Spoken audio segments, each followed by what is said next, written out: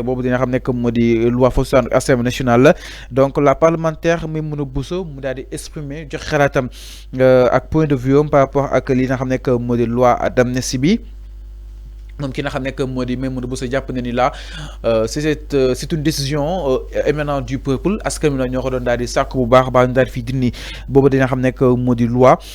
mi ngi tontu aussi ñiy critiquer que ni pourquoi abrogé wu ñu totalement Maimouna Bousso jàpp na ni c'est le peuple qui a tranché dans son discours. Elle a également réaffirmé le droit fondamental des citoyens à manifester Maimouna Bousso mi rappelé aussi article 8 de la constitution bi nga xam ni it mooy protéger beaucoup de liberté waaye itam mi ngi insister sur le fait qu'il n'existe aucune justification pour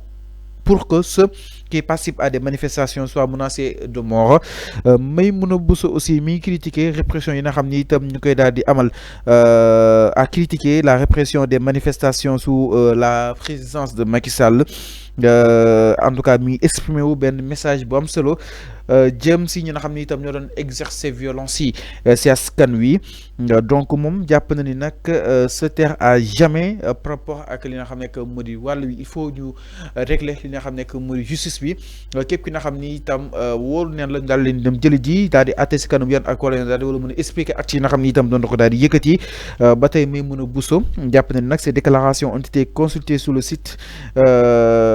yenn si li nga xam ne que mooy suñu ay confrères reprendre li nga xam ne que moo di ay kàddoom donc Maimouna Bousso critique na bu baax a baax répression des manifestations sous la présidence de Macky Sall. Elle a exprimé un message fort contre ceux qui ont gardé le silence face aux violences affirmant qu'ils devraient dorénavant se taire à jamais. ñi ña noppi woon si jamono yi nga xam ne que moo di Macky Sall maanaam waa APR ñi nga xam ni itam tey ñooy ñëw naan dañuy daal défendre askan wi waruñoo wax ndaxte jamonoy Macky nag waxuñu donc daal di garder li nga xam ne que moo di silence bi mu nekk loo xam ni itam tey jii Maimouna Bousso mu ngi koy daal di insisté waat en plénière. alors mbokk yi ñu daal di ñëw si ki nga xam ne que moo di Juan Branco. Juan nag moom àdduna jëm si li nga xam ne que moo di boobu de loi donc à l'Assemblée nationale Juan Branco mi ngi saluer bu baax a baax tournant décisif bi nga xam ni itam tey jii loi bi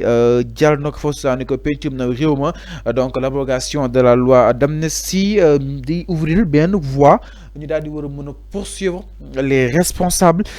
des 60 assassinats yi nga xam ni itam am na si diiru li nga xam ne que mu di 2 ans maanaam juróom-benn fukk yi nga xam ni itam génn si àddina ñàkk leen seenu ko bakkan.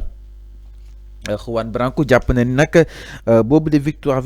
askan wi la te itam askan wi rek mooy daal di war a mën a conduire à ce que justice daal di war a mën a def li nga xam ne que mu di liggéeyam.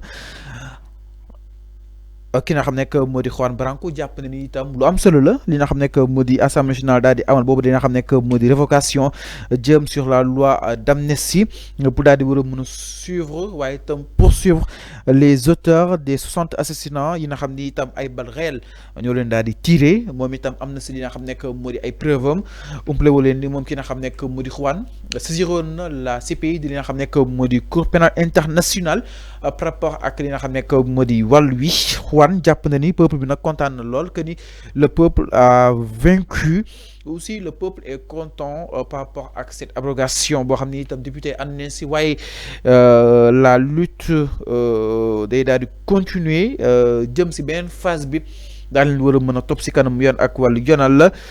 daal di terminer li nga xam ne que moo di ay kàddum que ni seule la lutte libère maanaam xeex nag mooy daal di libéré dina xam ne que moo di doomu aadama. ki nga xam ne que moo di Juan dikk na si nu mu gën a yaatoo tey jii aussi mu daal di teew foofu saanu Assemblée nationale. ba tey réaction li ñu daal di dese ni mbokk yi ginnaaw ba daal di voté boobu li nga xam ne que moo di loi benn CNT si biir li nga xam ne que moo di Sénégal 5 donc Assemblée nationale bu Sénégal nag ginnaaw ay discussions yu intense ak yu vive autour de l'abrogation partielle de la loi d'amnistie kenn koo xam ne itam àdduna te ki nga xam ne que moo di Ismaïla Diallo député passé foofu sa diwaanug alors nous y reviendrons donc moom ki nga xam ne que moo di Amadou Ba mu daal di porter li nga xam ne que moo di boobu di loi foofu sa Assemblée nationale ki nga xam ne que moo di Diallo nag di Ismaïla Diallo mi ngi mettre en exergue l'importance de rechercher la vérité, un acte qui selon lui contribuerait également à réhabiliter l'honneur des forces de l'ordre maanaam au contraire ñi nga xam ni itam jàpp nañ dañuy daal di fexeel li nga xam ne que moo di force de l'ordre yi moom jàpp na ne nag lii dina tax force de l'ordre yi seen daal di wala mën a seen daal di wala mën a sàmm bu baax a baax seen ay honneur. Ñu ngi souligner que ni ces mêmes forces ont nié toute responsabilité dans les tirs ayant causé des tragédies que ni li nga xam ne que moo di policiers yi nag weddi neen que ni du ñoom ñoo daal di tiré ba mu am yooyu dañoo xam ne que moo di tragédie. Donc nag la question cruciale mooy qui étaient ces hommes armés, qui leur a fourni ces armes maanaam ñan ñoo nekkoon di armé wu di fat li nga xam nekk moo di askan wi waaye itam ñu leen jox armes yi loolu moo jar laaj exactement moo tax ki nga xam nekk moo di le député Ismaïla Diallo Tigi laaj na ko foofu si na ko pencum na réew ma moom jàpp na ni nag loolu il en ressort un appel fort pour une enquête judiciaire qui ne souhaiterait pas la vengeance boobu di enquête donc ay fayantol nekk si waaye pour daal di def li nga xam nekk moo di justice daal di wala mën a rendre wu de manière équitable daa si boole bu baax a baax képp ki nga xam ni itam laal nga askan wi jëm si wàllu bu nu mel. Alors donc moom ki nga xam ne que mu di Ismaïla Diallo jàpp na ne jamono ji donc la balle est dans le camp du ministre encore une fois ko donc nag député Pastef yi ñoo ñëpp jàpp nañ que ni bal bi mi ngi si li nga xam ne que moo di ministre de la justice moom mu daal di décider pour daal di xool ana naka lay daal di justement xoolee daal di war a mën a topp les vrais responsables yooyu de crime. Alors donc ñaar di peut-être ñaar di ñëw si ki nga xam ne que moo di Guy Marius Sagna Guy nag moom tey mi ngi defaan bu baax a baax li nga xam ne que moo di Pastef ak doxalin bi nga xam ni itam tey am na foofu saanu assemblée nationale. Donc mbokk yi li ñu mën a jàpp si boobu dina xam ne que moo di loi jàll na nag jàll bu yaatu avec une majorité confortable donc pas mal si ay députés je veux dire la majorité ont adopté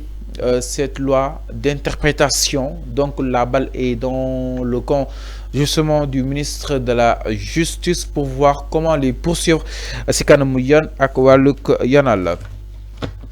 Donc avant ñuy rendre li nga xam ne que moo di antenne mbokk yi ñu daal defaat benn petit résumé jëm si li nga xam ne que moo di les décisions yi nga xam ni itam tey jii jël nañ ko en conseil des ministres li ñu jëloon saal waxtu mel ni kon mi ngi jëm si jeex mu nekkoon quelques réactions yi nga xam ni itam am na juste après boobu de li nga xam ne que moo di loi d'amnistie. Alors donc le président Bassirou Diomaye Diakhar Faye encore une fois mi ngi sant gërëm bu baax a baax sénégalais yi jëm si feetu korité bi yàlla nañ ko fekkee ay ati at président bi nokkal na bu baax a baax sénégalais yi jëm si wàllu bu nu mel la. Le 2 avril mu nekk bés bi nga xam ni itam moo daal di marqué benn at ginnaaw bu daal di yooyu nguur gi ba tey le président Bassirou Diomaye Diakhar Faye aussi